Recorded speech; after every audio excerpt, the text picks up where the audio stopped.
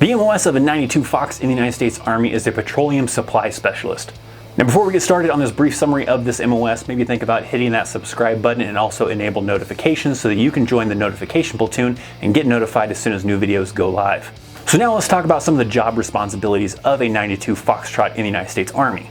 Those job duties are primarily going to include things like the management, storage, and distribution of bulk petroleum-based products. Now this MOS is available for active duty, National Guard, and reservists. And in order to get into this line of work in the United States Army, it is going to require a high school diploma or a GED, as well as taking the Asvab Score and getting a qualifying AFQT score for the United States Army. But specifically to qualify for this MOS, there are two scores that they are going to look at from your Asvab. That being that you're going to have to at least score an 86 in the clerical section and an 85 in the operator and food section. Now that clerical score is made up of 4 subjects on the Asvab. That is going to include word knowledge, paragraph comprehension, arithmetic reasoning, and mathematics knowledge.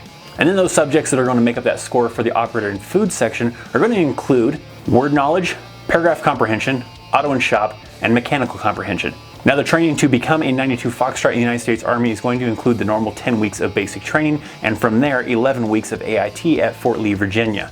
Now additionally, a 92 Foxtrot could go on to Fort Leonard, Missouri to go to 88 Mike AIT to learn about driving vehicles, because that is part of a responsibility they're going to have to do. Now this isn't everybody that is a 92 Foxtrot that's going to have to go to this training. Sometimes they just grab however many they need to participate in this to get this extra identifier to be able to get this onto their experience, because you're going to have to drive like Hemet fuelers or tractor trailers that are hauling like a fuel tanker. And so having that kind of training sometimes helps out for this MOS. And with that being said, as an 88 Mike, personally, I worked with a lot of 92 Foxtrots in the United States Army. Typically, pretty much every platoon that I was in was a combination of 88 Mikes and 92 Foxtrots that worked together in like support platoons. That's not always going to be the case, because there are some times where a 92 Foxtrot is going to end up in an aviation unit doing a lot of things with aircrafts to do refueling and everything, and other types of scenarios where they will maybe be their own kind of section, but there are also a lot of times where they're intermixed in a support platoon to be with like 88 Mikes or maybe even other MOSs like ammo handlers.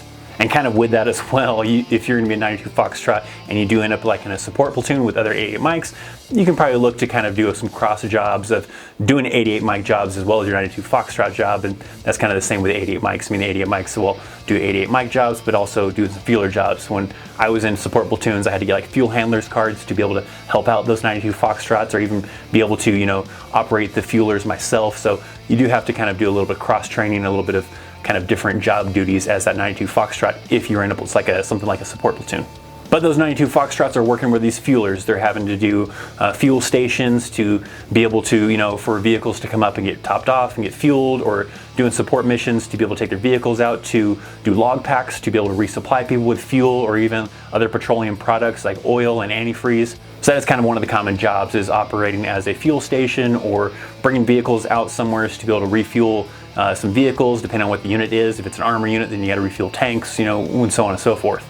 So this is an MOS that you will have a job regardless if you're deployed or in the field or in garrison, because you still have to refuel vehicles for training going on. If you're in the field, you're doing the fueler job of probably manning like a fuel station or doing log packs to take fuel out. And then on a combat deployment, you're probably doing a lot of fuel runs out to different locations to resupply them with fuel for their vehicles, or resupplying a tanker or something along those lines to be able to provide people with that fuel and petroleum products.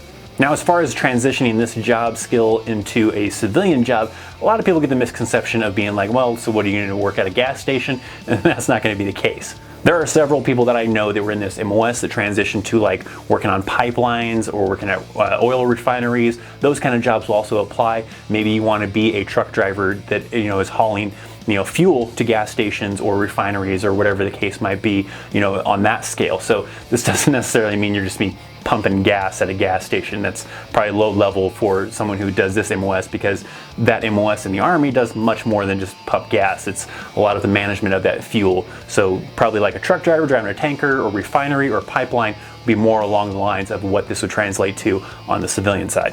But for someone who doesn't want to, continue doing that outside the military, obviously you have the education benefits and the experience in the military to transition to maybe a government job or go to school to get some other education to work in some other field.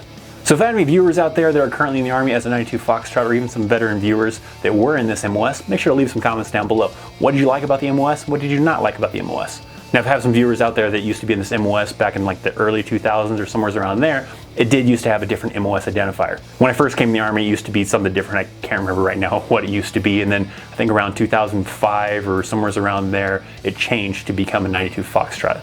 Now, if I have any viewers that are interested in this MOS and want to know more about it, make sure to leave some questions down in the comment section. I can probably answer quite a few on this topic since I did closely work with this MOS in support platoons, but if I can't, then some of my veteran viewers that maybe were in this MOS maybe can help me out and answer your questions as well. If you have an MOS that you're interested in, make sure to leave it down in the comment section, as I do tend to look to the comments to kind of get inspiration to figure out what MOS to cover in next MOS Monday episode. So there you go. Hopefully you enjoyed this video. If so, make sure to hit that thumbs up. Check out some of the links I have down in the description for like social media and my P.O. box and much more. Also check out some recommended videos over there. Thanks so much for watching. I'm ThatChrisChaos, and I'll see you next time. See ya.